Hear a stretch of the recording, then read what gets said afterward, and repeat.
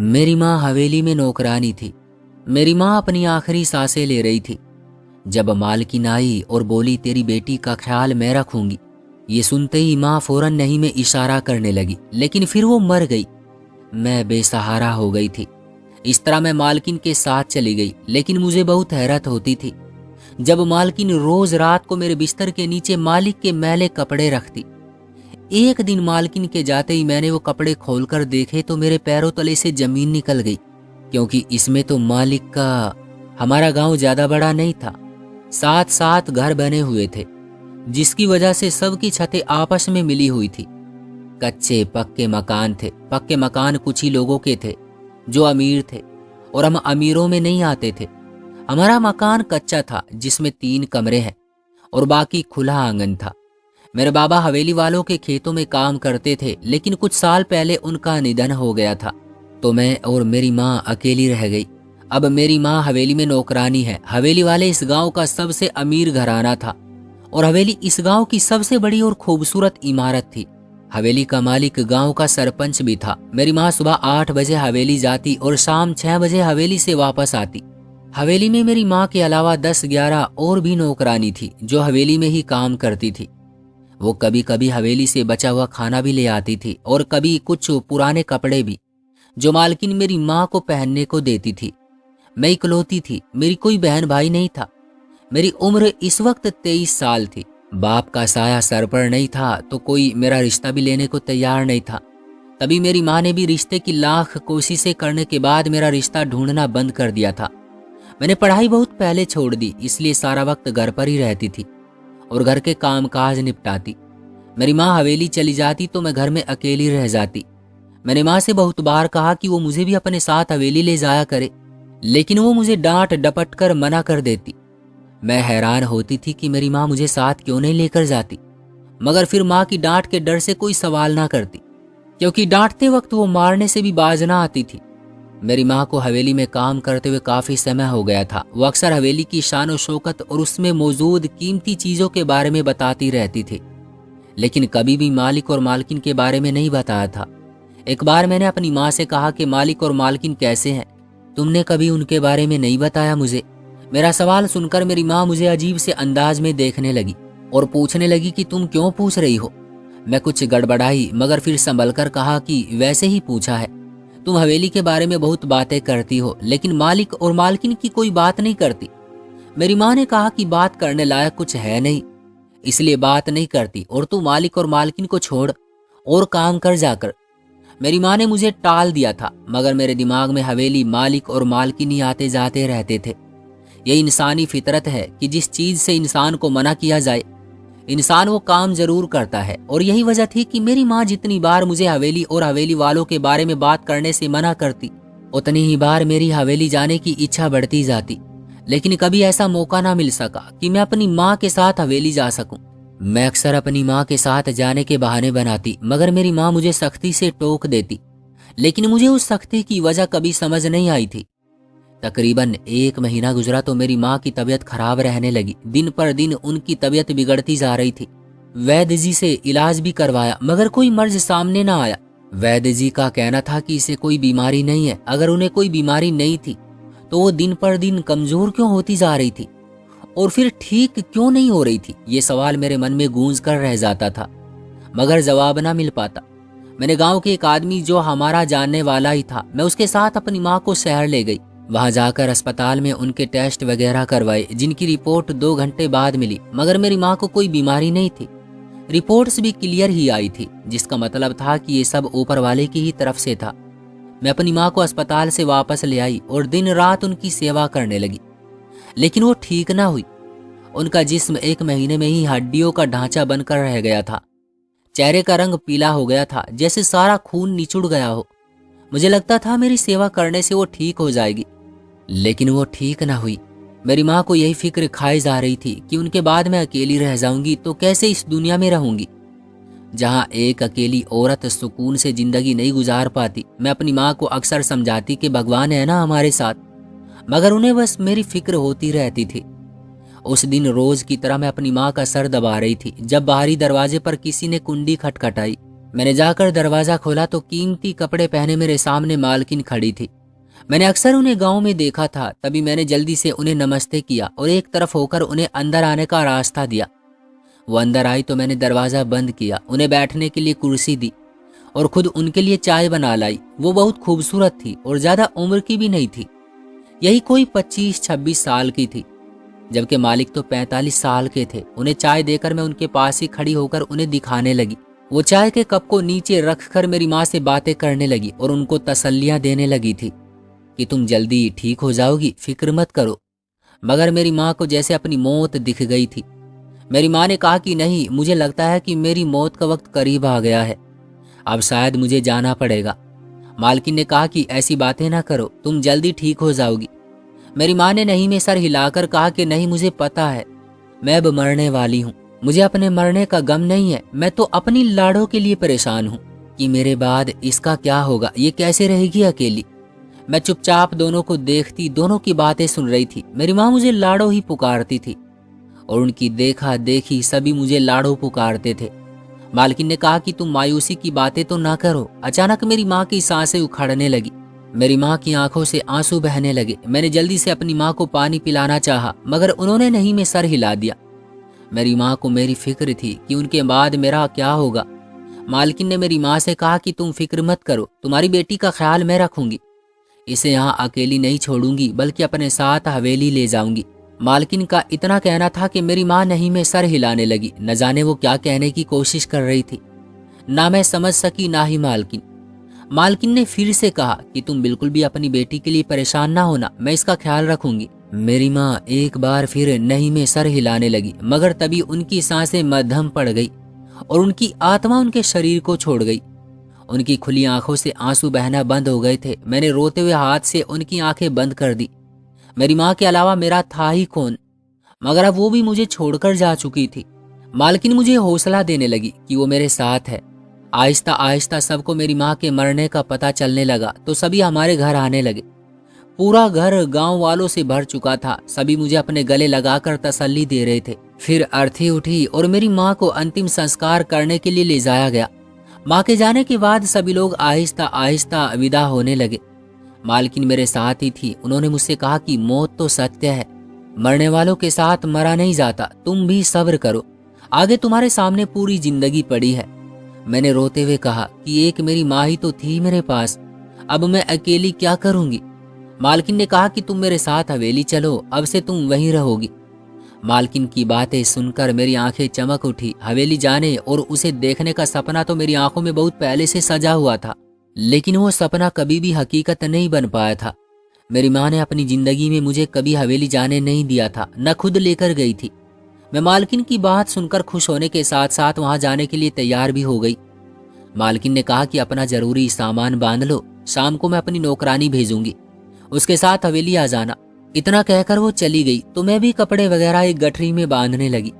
गठरी बांधकर मैंने आंगन में रखी। कुछ सामान कमरों में बंद करके हर कमरे को ताला लगा दिया ताकि सारा सामान सुरक्षित रहे।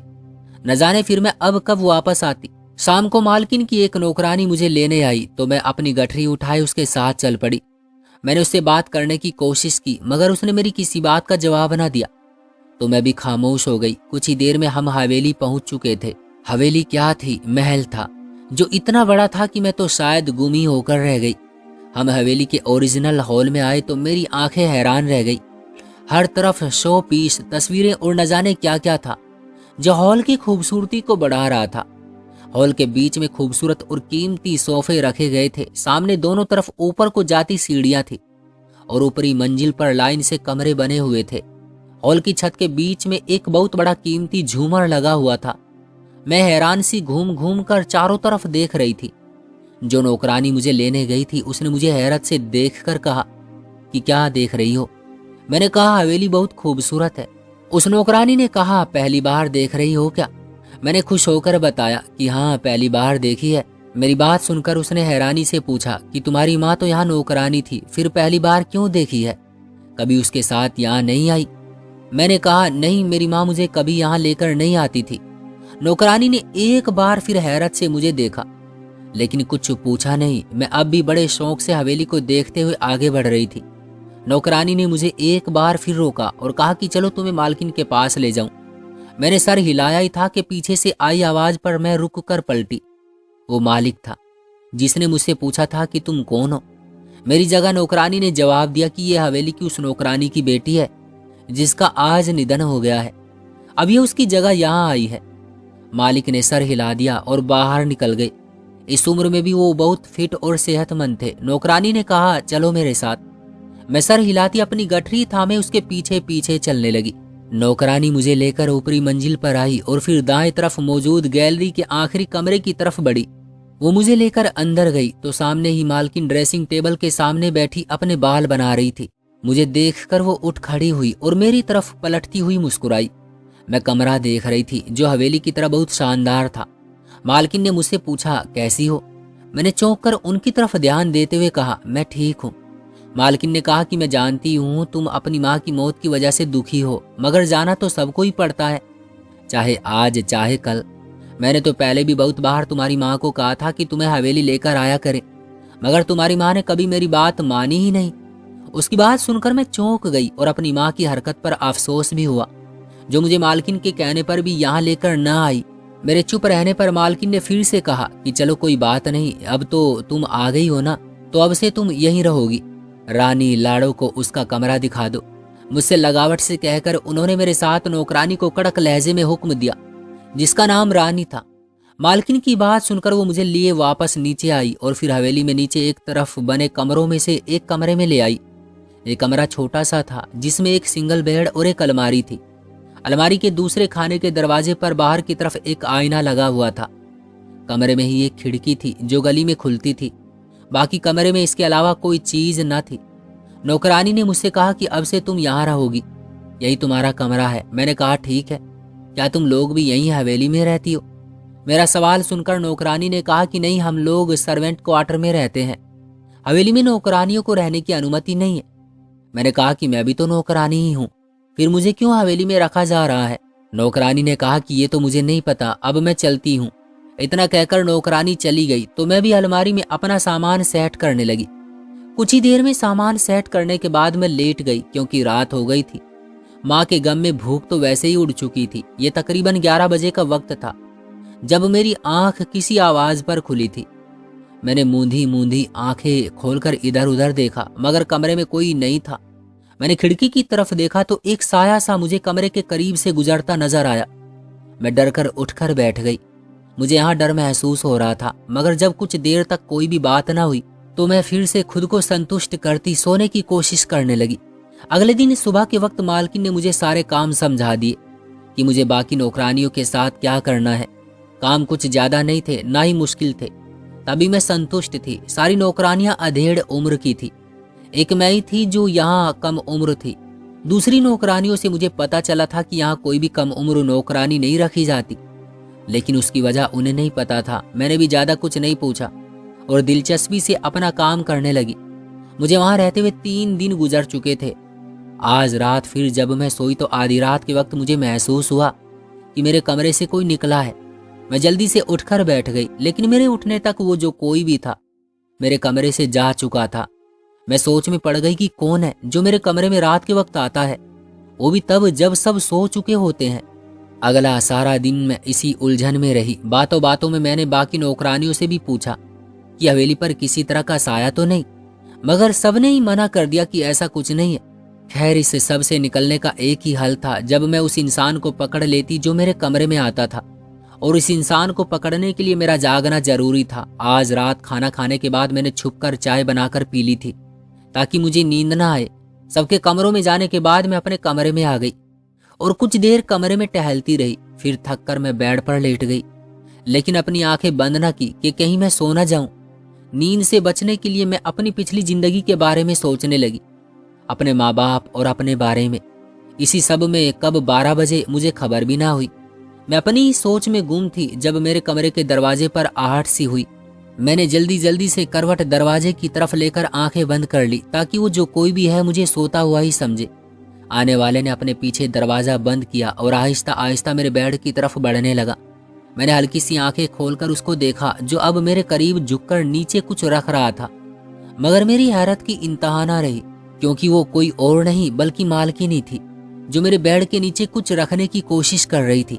मैंने डर से मुंह बंद ही रखा। अगर मैं बोल पड़ती तो वो मुझे हवेली से ही निकाल देती, और मैं यहाँ से निकलना नहीं चाहती थी। मैं यूं ही बेजान सी पड़ी रही, और फिर वो जिस खामोशी से आई थी उसी खामोशी से वापस भी चली गई।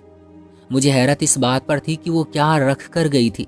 मैंने जल्दी से उठने की कोशिश न की कि कहीं वो वापस ना आ जाए। तकरीबन आधा घंटा गुजरने के बाद मैं खामोशी से और ध्यान से उठी। बेड के नीचे झांकने से पहले मैंने आहिस्ता से दरवाजा बंद किया और फिर वापस बेड के करीब आई। बेड के करीब नीचे बैठकर मैंने अंदर हाथ डाला और वो गठरी बाहर निकाल ली जो मालकिन ने मेरे बेड के नीचे रखी थी। लेकिन एक बार फिर मैं बहुत हैरत का शिकार हुई, क्योंकि वो गठरी नहीं, मालिक के गंदे कपड़े थे और वो बंधे हुए थे। मैं सोच में पड़ गई कि वो मालिक के गंदे कपड़ों को यहाँ क्यों रखती है, वो भी रोज। क्या वो सब नौकरानियों के कमरे में रखती है या सिर्फ मेरे ही?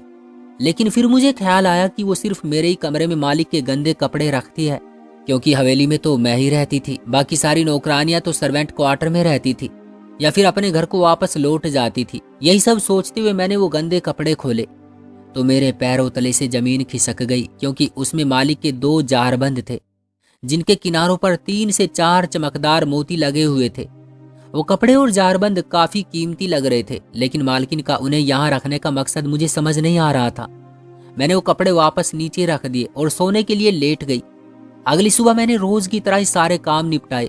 मैंने मालकिन को पता नहीं लगने दिया कि मैंने वो कपड़े खोलकर देखे हैं। मैं नहीं चाहती थी कि उन्हें पता चले कि मैं जान गई हूँ कि वो रोज मालिक के गंदे कपड़ों में जारबंद लपेटकर मेरे कमरे में बेड के नीचे रखने आती है। इस हवेली में रहने का लालच मुझे कुछ भी कहने और करने से रोक रहा था। हवेली की नौकरानियों से ही मुझे ये पता चला था कि इस हवेली में मालिक और मालकिन अकेले रहते हैं। मालिक की पहली पत्नी 4 साल पहले ही आग में जलकर मर गई थी और उसके मरने के 2 दिन बाद ही मालिक ने दूसरी शादी एक कम उम्र औरत से कर ली थी, जो अब यहाँ की मालकिन थी। मालिक के बहन भाई कोई थे नहीं और माँ बाप का भी काफी समय पहले निधन हो चुका था। मालिक की पहली पत्नी से भी कोई औलाद नहीं हुई थी, ना ही 4 साल से अब तक दूसरी पत्नी से कोई औलाद हुई थी। नौकरानियों का कहना था कि पहली मालकिन भी बांझ थी और दूसरी मालकिन भी बांझ है और कभी मां नहीं बन सकती। उनकी सारी बातें मेरे लिए हैरानी की वजह थी, क्योंकि मुझे ऐसा कुछ भी नहीं पता था। मालिक की तबीयत इन दिनों काफी खराब रहने लगी थी। वो अक्सर अपने कमरे में ही रहते थे और उनके कमरे से हर वक्त खांसने की आवाजें आती रहती थी। एक हफ्ता और गुजर गया और इस एक हफ्ते में मालकिन रोज आधी रात को मेरे कमरे में आती और मालिक के गंदे कपड़ों में जारबंद बांधकर मेरे बेड के नीचे रखकर चली जाती। मेरी हिम्मत जवाब देती जा रही थी और मेरी तबीयत भी आजकल खराब रहने लगी थी। मैं लेटे लेटे घबरा जाती थी। आंखों में और पूरे जिस्म में दर्द होता। रंग पीला पड़ता जा रहा था। आंखों के नीचे भी काले घेरे बनते जा रहे थे, जिसकी वजह से मैं परेशान हो गई थी। मेरी हालत बिल्कुल वैसी ही होती जा रही थी जैसे मरने से पहले मेरी माँ की थी। मुझे इस हवेली और मालकिन से डर महसूस होने लगा था। मैं अब यहाँ से जल्द जाना चाहती थी, लेकिन जाने से पहले मैं सब कुछ पता करना चाहती थी कि आखिर मालकिन के इस काम के पीछे क्या राज है। मैंने मालकिन को कुछ पता तो लगने नहीं दिया था, लेकिन मैं पता करना चाहती थी कि मालकिन ऐसा क्यों करती है।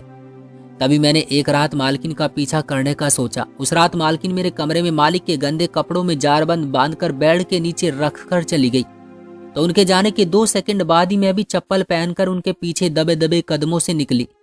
मैंने पूरी कोशिश की थी कि उन्हें इस बात का पता नहीं चलेगा और अपनी इस कोशिश में मैं कामयाब भी रही थी। मैं कमरे से बाहर निकली तो वो अपनी मंजिल की आखिरी सिरे पर नजर आई। मैंने जल्दी से कदम आगे बढ़ाए। वो मेरे कमरे से निकलकर अब हवेली के मेन गेट की तरफ बढ़ रही थी। हवेली इतनी बड़ी थी कि बाहर जाते जाते भी हमें तकरीबन 15 मिनट लग गए थे। हवेली से निकलकर वो गांव के सुनसान इलाके की तरफ चल पड़ी थी। मैं लगातार मालकिन के पीछे पीछे थी। वो गांव का पुराना कुआं था जिसके करीब जाकर वो रुकी थी। मालकिन के हाथ में कुछ था जिसे मैं देख नहीं पा रही थी। तभी मैं एक पेड़ की आड़ में होती मालकिन के करीब हो गई, ऐसे कि मैं उन्हें नजर ना आती। मैंने देखा उनके हाथ में बाल थे जिस पर वो मंत्रों का जाप कर रही थी और फिर आधे घंटे तक मंत्र पढ़ते रहने के बाद मालकिन ने वो बाल कुएं में फेंक दिए।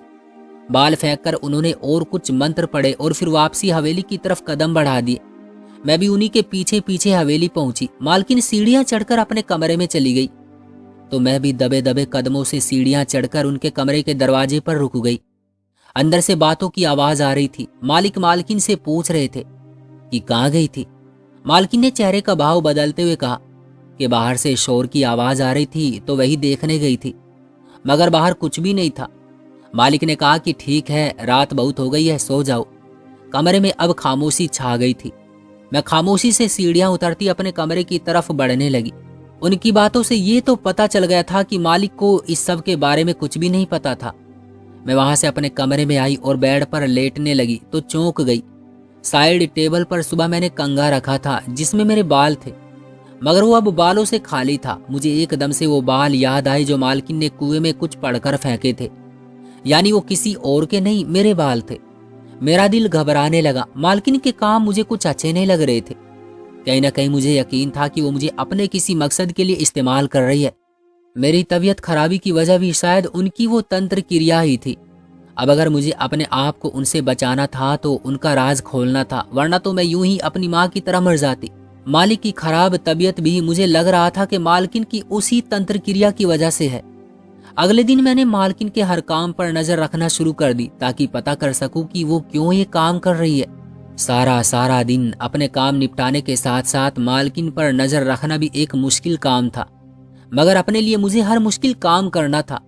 मालकिन जहां जहां जाती मैं चुपचाप उनके पीछे पीछे ही रहती, मगर कोई भी पक्का सबूत मुझे ना मिलता। 2 दिन गुजर गए। मैं मालकिन पर नजर रखते रखते थक गई, लेकिन उनकी कोई बात मुझे पता ना चल सकी। मेरी तबीयत और खराब रहने लगी। एक शाम मालकिन जब कमरे से निकली तो उनके हाथ में काले रंग का शॉपर था। वो शायद कहीं जा रही थी। मैंने अपना काम छोड़ा और उनके पीछे पीछे चल पड़ी, इस तरह कि उन्हें मेरी मौजूदगी का एहसास न हो। तकरीबन 1 घंटा पैदल चलने के बाद वो दूसरे गांव में चली गई। तबीयत खराबी की वजह से मुझसे चला नहीं जा रहा था, मगर मैं अपना हौसला आजमा रही थी। गांव में वो अकेली पैदल चलकर आई थी और शायद वो मालिक के वफादार नौकरों को भी पता नहीं लगने देना चाहती थी। तकरीबन 10 मिनट और चलने के बाद वो गांव की एक सुनसान जगह पर मौजूद एक झोपड़ी में चली गई। मैंने झोपड़ी के दरवाजे पर खड़े होने की बजाय पिछली तरफ खड़ी होकर बातें सुनना जरूरी समझा, क्योंकि अगर मैं उनके सामने खड़ी होती तो शायद मालकिन को पता लग जाता। झोपड़ी के सामने की तरफ कपड़े का ही दरवाजा बना हुआ था जिससे मालकिन अंदर गई थी। मैंने झोपड़ी से कान लगाकर अंदर की आवाज सुनना चाही। मालकिन किसी से कह रही थी कि अब जल्दी बताओ आगे क्या करना है। झोपड़ी के अंदर से किसी मर्द की आवाज आई, जो मैंने कहा था वो कर लिया? मालकिन ने कहा कि हाँ कर लिया है। अब बस 2 दिन रह गए हैं, फिर ये तंत्र क्रिया पूरी हो जाएगी। फिर उसी मर्द ने कहा कि ठीक है, जैसे ये 2 दिन पूरे होंगे तो वो लड़की मर जाएगी और तुम्हारी इच्छा पूरी हो जाएगी। उस मर्द की बात सुनकर मैं डर से कांप गई थी, क्योंकि मुझे यकीन था वो मेरे मरने की ही बात कर रहा है। मालकिन ने खुशी से कहा, फिर वो बूढ़ा मालिक भी मर जाएगा तो मैं उस हवेली और गांव पर राज करूंगी। उसी मर्द ने कहा कि तुम्हारा तो ये सपना पहले ही पूरा हो जाता अगर वो बुढ़िया सब सच ना जान पाती। उसके सच जानने की वजह से ही मुझे मेरी तंत्र क्रिया रोककर उसकी जान लेनी पड़ी। मालकिन ने नफरत से कहा, हाँ गुस्सा तो मुझे भी उस पर बहुत था, तभी मैंने उसी की बेटी को इस काम के लिए चुना। उसी मर्द ने दोबारा कहा कि अब फिक्र मत करो, 2 दिन की बात है, फिर उस बूढ़े के मरने के बाद तुम उस हवेली की मालकिन बन जाओगी। वो और कुछ बातें करते रहे, मगर मैं निढाल सी वहीं बैठ गई। मेरी माँ मालकिन की वजह से मरी थी। ये बात जानकर मुझे मालकिन से नफरत महसूस हो रही थी। मेरा बस नहीं चल रहा था कि मालकिन को मौत के घाट उतार दूं। इसकी वजह से मेरी माँ मरी और अब मेरी और मालिक की जान भी खतरे में थी। मैं ये तो जान गई थी कि मालकिन की तंत्र क्रिया की वजह से ही ये सब कुछ हुआ है और वह हवेली की मालकिन बनने के लिए ये सब कर रही है, लेकिन अब तक मैं ये नहीं जान पाई थी कि इस सब में मेरी माँ और मुझे मोहरा क्यों बनाया गया है। और यही बात मैं जानना चाहती थी। मालकिन उस झोंपड़ी में आधा घंटा गुजारने के बाद वापस चली गई थी। मैं भी अब धीमे कदमों से गांव वापस लौट रही थी, क्योंकि तेज चलने की हिम्मत मुझ में नहीं थी। मुझे याद आया जब मेरी माँ मरने के करीब थी तभी मालकिन ने उनसे मेरा खुद ख्याल रखने को कहा था, तो मेरी माँ ने नहीं में सर हिलाया था। तब मुझे समझ नहीं आया था, लेकिन मुझे अब समझ आ रहा था कि मेरी माँ मुझे इसके हवाले नहीं करना चाहती थी। मैं गिरती पड़ती हवेली पहुंची और हवेली के पीछे के दरवाजे से अंदर जाकर अपने कमरे में बेड पर बैठ गई। लेटते ही मैं नींद में चली गई थी। सुबह मेरी आंख खुली तो मुझसे उठा भी नहीं जा रहा था। एक नौकरानी ने मुझे बुलाकर दवाई दी, जिसे खाकर मैं फिर से सो गई। दोबारा मेरी आंख दोपहर को खुली तो मुझे पता चला कि मालकिन हवेली में नहीं है। ये मेरे लिए अच्छा मौका था। तभी मैं निढाल सी मालिक के कमरे में आई और वो मुझसे भी ज्यादा बीमार और गरीब लग रहा था। मैं उनके सामने जाकर कुर्सी पर बैठ गई तो वो मुझे चौंक कर देखने लगे। मैंने कहा कि मैं आपको मालकिन के बारे में कुछ बताने आई हूँ। मालिक ने पूछा, क्या बताने आई हो? मैंने कहा कि मालकिन की वजह से आपकी और मेरी जान को खतरा है। वो आपको मारकर इस हवेली पर राज करना चाहती है। मालिक ने गुस्से से मुझे देखा और भड़क कर कहा कि बकवास बंद करो, ऐसा कुछ भी नहीं है जैसा तुम कह रही हो। मैं पहले भी ऐसे ही बीमार हुआ था और ठीक भी हो गया था। मैंने कहा कि पहले आप इसलिए ठीक हो गए थे क्योंकि मालकिन की तंत्र क्रिया बीच में ही रुक गई थी, क्योंकि मेरी माँ को सब कुछ पता लग चुका था और उन्होंने मालकिन को रोकने की कोशिश में अपनी जान गंवा दी। मालिक ने हैरानी से पूछा, कैसी तंत्र क्रिया? तो मैंने मालिक को बताना शुरू किया कि मालकिन किसी के साथ मिलकर आपको मरवाने की कोशिश कर रही है और रोज रात को वो आपके गंदे कपड़ों में आपका जारबंद बांधकर मेरे बेड के नीचे रखती है। पहले मैं बिल्कुल ठीक थी, लेकिन जब से हवेली आई हूँ तब से बीमार रहने लगी हूँ और ये बिल्कुल वैसी ही बीमारी है जैसी मेरी माँ को थी और इस बीमारी के बाद मेरी माँ मर गई। मैंने मालिक को ये भी बताया कि मैंने मालकिन का पीछा किया था, वो कल किसी से मिली थी और तभी मैंने सुना कि वो आपको मारकर आपकी हवेली पर कब्जा करना चाहती है। 2 दिन बाद आप और मैं दोनों मर जाएंगे। मेरी बात सुनकर मालिक सोच में पड़ गए थे। बीमार तो वो सच में ही थे और फिर अक्सर रातों को उन्होंने अपनी पत्नी को कमरे से बाहर जाते देखा था और जब वो मालकिन के वापसी आने पर उनसे पूछते तो वो हर बार बहाना बना देती। मालिक ने कहा कि अगर ऐसी बात है तो फिर वो मुझसे नहीं बचेगी। मैं तब भी बीमार रहता था जब तुम्हारी माँ यहाँ रहती थी और अब जब से तुम यहाँ आई हो फिर से बीमार रहने लगा हूँ। मैंने कहा कि आप मालकिन को जल्द से जल्द रंगे हाथों पकड़ लें ताकि मैं और आप मरने से बच जाएं। मैं इतना कहकर कमरे से बाहर आ गई थी। दोपहर के वक्त मैंने देखा कि मालिक अपने कमरे से बाहर आए और अपने 2 नौकरों से कुछ कहा। उन्होंने मालिक का हुक्म सुनते ही मालकिन को पकड़ लिया और मालकिन हैरानी से मालिक को देख रही थी। वो गुस्से से नौकरों पर चीखी कि छोड़ो मुझे, मगर उन्होंने उन्हें नहीं छोड़ा। मालिक ने कहा कि लाडो ने मुझे सब कुछ बता दिया है, अगर तुम जेल में नहीं जाना चाहती तो मुझे सब कुछ सच सच बता दो। मालकिन ने नफरत से मुझे देखा और कहा कि अगर पता चल ही गया है तो पूछ क्या रहे हो? मालिक ने कहा कि मुझे पूरी बात जाननी है कि तुमने ऐसा क्यों किया। मालकिन ने कहा, तुमने जबरदस्ती मुझसे शादी की थी। मेरे बाप के कर्ज को माफ करने के बदले तुमने मुझसे शादी कर ली। मैं एक बूढ़े से शादी नहीं करना चाहती थी मगर मुझे करनी पड़ी। मैंने सोच लिया था कि तुम्हारी हवेली पर कब्जा करके तुम्हें यहाँ से निकाल दूंगी, इसलिए मैं एक काले जादू करने वाले से मिली। उसके कहने पर मैंने लाडो की माँ के जरिए कुछ तंत्र क्रिया की जिससे वो बीमार पड़ गई और मेरा काम अधूरा रह गया। इससे ये होता कि मैं माँ ना बन पाती और तुम बीमार होकर मर जाते। इससे किसी को तुम्हारी बीमारी का पता ना चलता। मगर लाडो की माँ के मरने से सब बर्बाद हो गया। मुझसे कहा गया कि मैं किसी ऐसी लड़की के जरिए एक बार फिर वो तंत्र क्रिया करूं जो बालिग और कुंवारी हो। वो तो मुझे लाडो मिल गई थी। ये मर जाती तो किसी को फर्क ना पड़ता और तुम भी मर जाते, जिसके बाद मैं इस हवेली पर राज करती। उसकी बात सुनकर मालिक ने उससे तलाक लेकर जेल में डलवा दिया और मेरे साथ अपने नौकरों को लेकर उस आदमी के पास पहुंचे। वो आदमी मालिक को देखकर घबरा गया और उसने कहा कि उसे मालकिन ने मजबूर किया था। अब क्योंकि मालकिन ने तंत्र क्रिया रोक दी है तो 2 दिन बाद वो तंत्र क्रिया पूरी ना होने की वजह से वो पहले की तरह ठीक हो जाएंगे। मालिक ने उस आदमी को गांव से निकाल दिया और फिर हम गांव वापस आ गए। अगले कुछ दिनों में मालिक ने मेरा एहसानमंद होकर मुझसे शादी कर ली और मैं इस हवेली की मालकिन बन गई, जिसको करने के मैं सपने देखा करती थी। दोस्तों, आपका क्या कहना है इस कहानी के बारे में? कमेंट बॉक्स में हमें जरूर बताइएगा। वीडियो को लाइक और चैनल को सब्सक्राइब कर लीजिएगा ताकि आने वाली वीडियो आपको तुरंत मिले। मुझे दीजिए अगली वीडियो तक इजाजत। तब तक के लिए धन्यवाद।